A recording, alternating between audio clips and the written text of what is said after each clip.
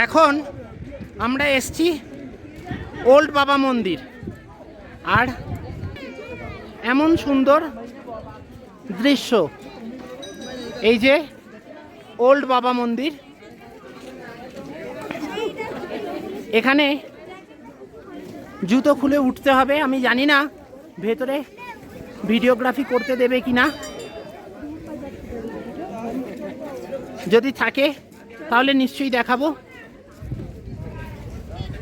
অসাধারণ অসাধারণ, প্রচুর দর্শনার্থী এখানে এসছেন, প্রচুর টুরিস্ট আজকে। আমরা উঠছি এবার হরভজন সিং বাবার মন্দির, ওল্ড বাবা মন্দির। এই যে এই স্টেপ, আমরা উঠছি। একটু বড় বড় প্রচণ্ড ঠান্ডার ঠিক পাশেই, সিঁড়িগুলোর পাশেই বরফ জমে রয়েছে। এই দেখুন এমন বরফ। আরাধ্যার মাও আসছে, দীপমালারাও এসে গেছে। প্রচণ্ড ঠান্ডা, প্রচণ্ড ঠান্ডা, ঠান্ডা হাওয়াও বইছে।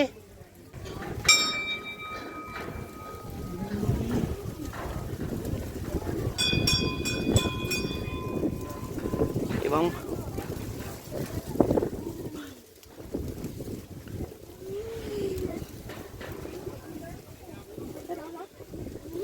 সরি, আমরা ভুল এসেছি।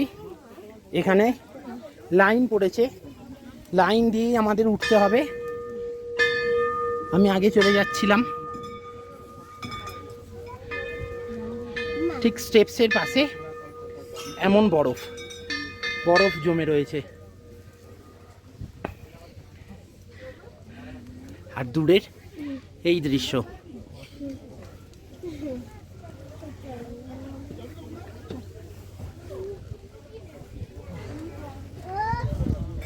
বহু লোক লাইনে দাঁড়িয়ে রয়েছেন। মূল মন্দিরের প্রবেশপথটি অত্যন্ত সংকীর্ণ।